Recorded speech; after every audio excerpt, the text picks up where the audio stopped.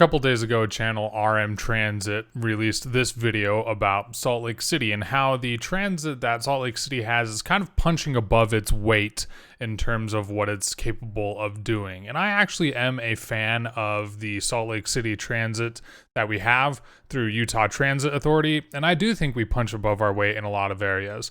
And he's actually spoke very highly of the transit that we have and the availability it has. He had some suggestions, but for the most part, he was actually very positive. Now, granted, he did stay in mostly the downtown areas of Salt Lake City, which does have the best that Utah has in terms of transit. But I would guess he didn't take the front runner too far north or too far south, even though he did have good things to say about the front runner, and I love the front runner. I think it has so much potential. I think if he saw some of the stops on the front runner line, he would agree that they have lots and lots of things that they could be doing better. Now, in a previous video, I have spoken about the Draper stop on the front runner, and it is surrounded by parking lots, and you got big department furniture stores. This is a weird furniture mecca down here, and you got a lot of different tech industry businesses around here that all have minimum parking requirements. And though there's a neighborhood smack dab in the middle of all of this, it really doesn't have great access to anything, and it actually takes a while to get from the neighborhood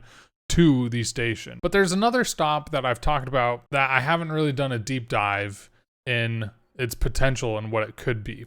And that's the American Fork stop. Now, I did talk about how I want a tram to go from the American Fork stop into Saratoga Springs to get people off this road called Pioneer Crossing. But what we see here is kind of similar to Draper, but instead of parking lots surrounding it, we have fields. I don't know what exactly is getting grown in these fields over here. You might be thinking, okay, well, Target and all these stores are right here, but again, they have giant parking lots, and you have a freeway system that you can't easily get across. You have to go down and around one way or down and around the other way. Now, one thing that this American Fork train station does have going for it is a lot of townhomes and condos are being built just to the south of it. So we got slightly higher density than single unit housing going in right next to the train station, and they're actually pretty nice looking townhomes and condos. What I want to focus on is this big field right next to, I guess it's two big fields, maybe potentially three big fields, right next to the American Fork train station. In order for transit to fulfill its full potential, it needs to have high density things around it. There's no point in putting a train stop smack dab in the middle of thousands of square miles of cornfields. Nobody's going to go there. Nobody needs to go there. It's not going to service anybody. But if you have a lot of things to do around a train station, immediately around it, then people are going to use it because they can get to things with a simple walk. This big field that we have in American Fork really should be used for high density things that people are going to enjoy and want to go to and can easily get to and from the American Fork train station. So I went into Google Maps and I drew a simple geometric shape around this field just to figure out how big is this area. And down here, I don't know if you can read it, it is 346 square meters. So that's about 350 square meters, about 85 acres. We have 85 acres of land right next to the train station that currently is only being used to grow something. Now, I have two big things against that. One, Utah is not a great climate to grow much of anything, and agriculture in general is using a big majority of the water that Utah uses. It's not the residents, it's not our growing population, it's farming. With a lot of states, agriculture is the number one consumer of water. We're in a huge, huge drought. Sure, we have a ton of snow this winter, but we're using up a lot of water. I don't think high density housing would use as much water as this farm. I haven't studied that. Maybe it would, maybe it'd be equal. But at the very end of the day, it would be a higher tax yield used for the land so that American Fork could get better tax revenue from this land if it was better developed. So we have about 85 acres, but I want to focus on 346,000 square meters of land. To give you a perspective on how much land that is and what this land actually could be used for, let's go into the heart of downtown Salt Lake. And this 6-block area from the Galvin Center up to the Salt Lake City Convention Center. This is one of my favorite parts of Salt Lake. Very dense, very walkable, tons of restaurants, tons of bars, nightlife, fun things. There's a whole theater, Capitol Theater right here. Again, convention center. Galvin Center has put on concerts. They got an ice rink. We've got hotels here. It's right next to the City Creek Mall, which is right next to Temple Square. You have a lot of stuff in this area, and it's all walkable. I've been down in this area, and I've walked these exact six blocks multiple times. There's a lot to do.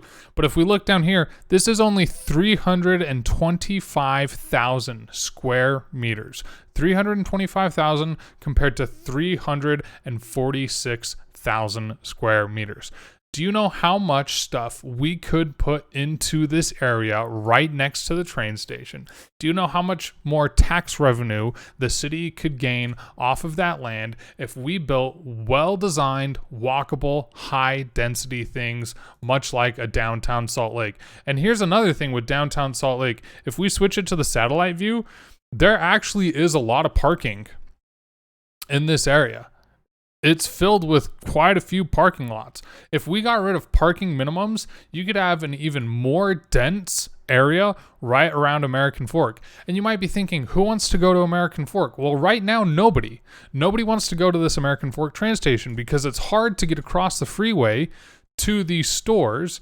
And these townhomes and condos aren't fully built out and developed yet. And then you got just more farmland around here and single unit housing.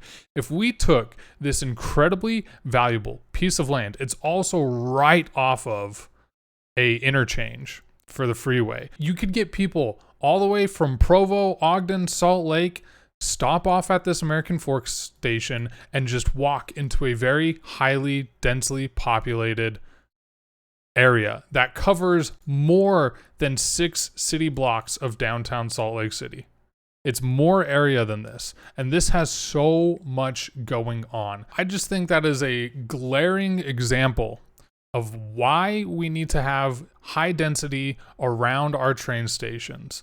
It's a glaring example that the land around a lot of our train stations isn't properly being used. And a lot of people in the area in American Fork might say, not in my backyard. I don't want that. I don't want the increased traffic. I don't want people all around my farms or my single unit housing. That's the thing. They're going to come in on the train. They're going to walk directly to that district, and then they're going to walk directly back to the train. There's no reason that it would need to increase car traffic unless you fill it with parking lots. But if you have it walkable, people can use that train and get off directly into that district. It needs to be walkable, it needs to be high density. It'll increase the land value because those condos and those townhomes and the houses nearby, a densely populated area that could have bars and restaurants and entertainment. When you have those fun options, people want to live in that area. It's just going to increase the value of that land. But man, how cool would that be? Get off the train, a whole 6 city block size district that is people first, walkable first, public transportation oriented, so we're not clogging up that interchange of I-15. Anyway, thanks for listening. Thanks for watching. More critiques on UTA and the public transportation system and things that I would change and do better. Peace out. Catch you next time.